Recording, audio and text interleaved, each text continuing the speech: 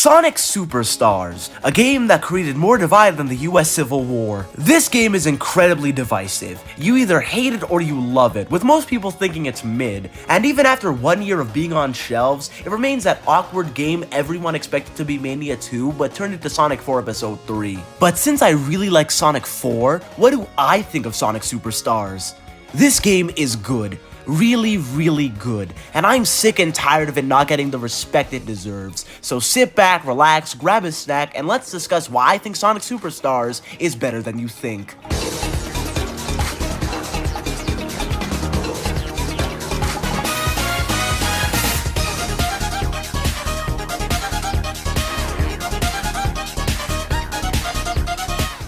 Let's first discuss this game's story, and I do mean briefly because story in my 2D Sonic game, I never heard of ya. Yes, classic Sonic isn't very well known for its captivating narratives, but especially with Superstars, it felt severely lacking. It's the usual setup. Dr. Eggman does a thing in a place and the forest critters stop him. Because with returning antagonist Fang the Sniper, because screw calling him Knack. And Trip the Sungazer, a newcomer whose big thing is that she has extreme social anxiety and no sense of stability. Along with the marketing hyping up the North Star Islands and the big dragon thing, I really thought there'd be more here to the story. So it was certainly something to actually play the game and realize that, wow, nothing happened. Like, I'm not playing 2D Sonic for the story, but you could've just tried to do more. But what we have here, though pitiful, isn't bad. It's just disappointing. So the story is mediocre, but what about the game surrounding it? Before we get into the actual gameplay, let's briefly discuss how it looks first. And wow, is it a looker. This truly feels like a 2D Sonic game brought to the third dimension. Character models and animation are tight, emulating the style of the Genesis games incredibly well. The levels, with some low points, look phenomenal, with a well-highlighted difference between the foreground and the background. The fact we have 11 straight zones of original themes and not Green Hill is great, though some do lack originality and style. This is personally one of the most visually appealing Sonic games of all time, if you're playing this on PC and modern consoles. I, however, have the Switch version. To be fair, it's not horrible, and it's certainly better than Frontier's Switch port, but it loses a lot of the good parts of Superstars graphics. Though unlike most Switch ports, I can actually forgive it, considering it runs at a full 60 FPS, and with Sonic games, the higher the frame rate, the better. Now with all that covered, let's truly get into Superstars gameplay-wise. Superstars is the latest incarnation of 2D Sonic, and to be a good 2D Sonic game, you need one incredibly important thing: crack rock cocaine physics. 2D Sonic is built off physics, and if you fuck that up, you're gonna go home in a box. And thankfully, I can say Arzest is not getting same-day shipping, since the characters feel great here. The controls feel nearly identical to Mania. Acceleration is on point, jumps balance between floaty and heavy well, and the roll is as effective as ever with gaining speed. Just by having good controls, your game is instantly fun for me, and this nails it. Another staple of 2D Sonic are the multiple playable characters. We have the usual. Sonic's the same as ever with the spin dash and returning drop dash, the latter being incredibly useful when going through time attacks. Tails has his flight, allowing you to reach areas the others can't. Knuckles with his glide and ability to climb walls, and for the first time in a new 2D Sonic game since Advance 3, Amy Rose is playable with a double jump and hammer attack. And unlike other attempts at multiple playable characters, Superstars manages to make every single character fun to play. And while Sonic is still my go-to, Amy legitimately surprised me with how fun she was, her double jump feeling incredibly satisfying with the more vertical levels in this game. So the controls and characters feel great, but that can only go so far if the surrounding game isn't strong. So how are the levels? Superstars has 12 brand new zones await. No, there's only 11 new zones. You're misinforming the audience there, buddy. There are 11 brand new zones to Rapid Fire, Bridge Island, Speed, Jungle Sky, Temple, Pinball Carnival, Lagoon City, Sand Sanctuary, Press Factory, Golden Capital, Cyber Station, Frozen Base, and Egg Fortress. Each zone usually has 2 acts, but for the first time they decided to shake up the 2-act structure. Most zones have 2 acts, but some have a third character-specific act, and some zones just have one extra long act. Covering all the zones in this video will make it 7 years long, so we'll just give a list of all my favorites. Bridge Island is an amazing first zone. It teaches the player the basics of Sonic gameplay and level design, and threads the needle between fast moments and methodical platforming. An amazing first zone. Speed Jungle follows after and expands on Bridge Island, with its gimmick being vines you can grind through the level. Surprisingly, it's very fun and not too automated, as jumping off a rail would fling you to higher paths. The second act is weaker though, with a pretty annoying dim light gimmick, but it's pretty easy to get through. Overall, I like it better than Bridge Island. There's a Sonic specific act where it's one long chase from Fang, and it was really fun. Lagoon City is one of my favorite water levels in the series. It follows the Hydro City gold standard there.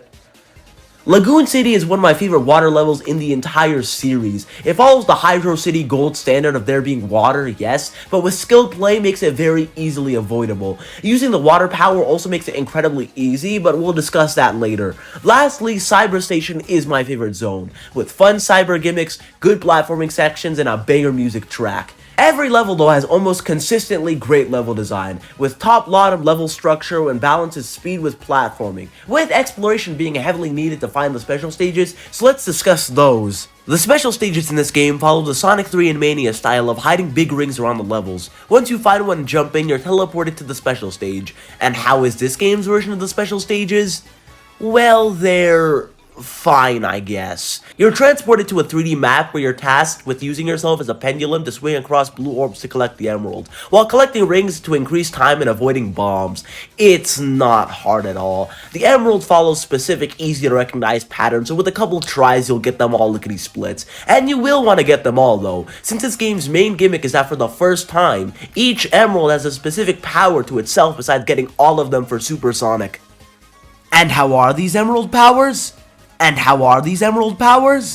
Well, they're hit or miss. There are some really useful ones like Bullet, which can be really helpful with reaching high platforms, Avatar, which helps kill bosses, and Slow, which slows down time as well as the in-game timer. Though there are some like Water, Ivy, and especially Vision that feel completely situational and sometimes pointless. And extra is fine, I guess. Super Sonic's still here when you collect all 7, and for the first time you can cancel it in-game, which is a really great change, and I'm surprised they never did it before. Now let's discuss the bosses. The most controversial and disliked part of the game, nearly universally hated on by everyone who's played it. So what is my stance? Let me get this straight. You think Sonic Superstars bosses are amazing? I do. And I'm tired of pretending they're not. Wow, what a hot take, you say as you prepare to break into my house. But in my defense, I just like them. I just think they're good. For the first time in 2D Sonic, I had to actually think about what I was doing instead of herder jump into guy, I beat him. The previous classic Sonic bosses weren't bad, but they were simple to a fault. These bosses feel like actual challenges to the point where I had to actually pay attention and use the emerald powers to my advantage. Bosses like Lagoon City and Frozen Base are my standout favorites, since they both feel challenging and intuitive, with smart use of the emerald powers making them easier. Sure, some might be a bit slow and boring, but the majority of them I found incredibly fun and well designed. And admittedly, there is a bit of a skill issue involved. Like, be honest, the Fang Golden Capital boss was easy peasy. Just be patient and conserve your rings so you don't die. I beat it on my first try without dying and no guides, so like, just get good, dude. Lastly, before we get into the endgame, let's quickly go over the music, the second most controversial part of Superstars, and this is something I'm mixed on. Some songs are peak like Sand Sanctuary, Frozen Base Act 1, and Lagoon City Act 2, but some like the early boss theme, Egg Fortress, and Press Factory are just alright. It's a mess soundtrack and certainly not as good as Mania. So now let's finally discuss the endgame. Once you meet the main story final boss, which is easily the most difficult final boss in 2D Sonic history, you don't get a supersonic boss fight. You unlock Trip's story. And this single-handedly is the reason I don't think Superstars is better than Mania. You basically have to play the same game all over again. And I hate that, when you have to play the same game twice. It just feels like worthless padding. Along with the difficulty just skyrocketing, it feels like a fan-made Kaizo level. It's not horrible, it's just not fun, and I don't like it. Trip's a good playable character though. She has a double jump and can stick to any and all walls. Her super form just lets you fly, like just fly. Basically just breaks the game in half.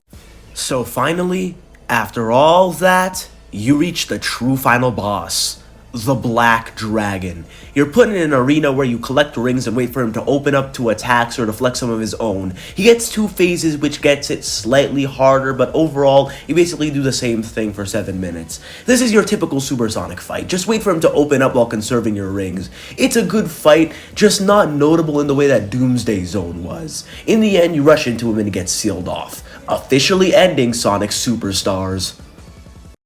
Overall, though it's not perfect, Superstars blew me away. It felt like a true modern continuation of 2D Sonic in almost every conceivable aspect. The levels, the characters, the bosses, the gimmicks, almost everything about this game I like. Is it better than Mania or 3K? Nah, but it's certainly my 3rd favorite 2D Sonic game and one I'll be coming back to often like the others. This is Mr. Hipster, signing off. I forgot the multiplayer. You play it together, I guess.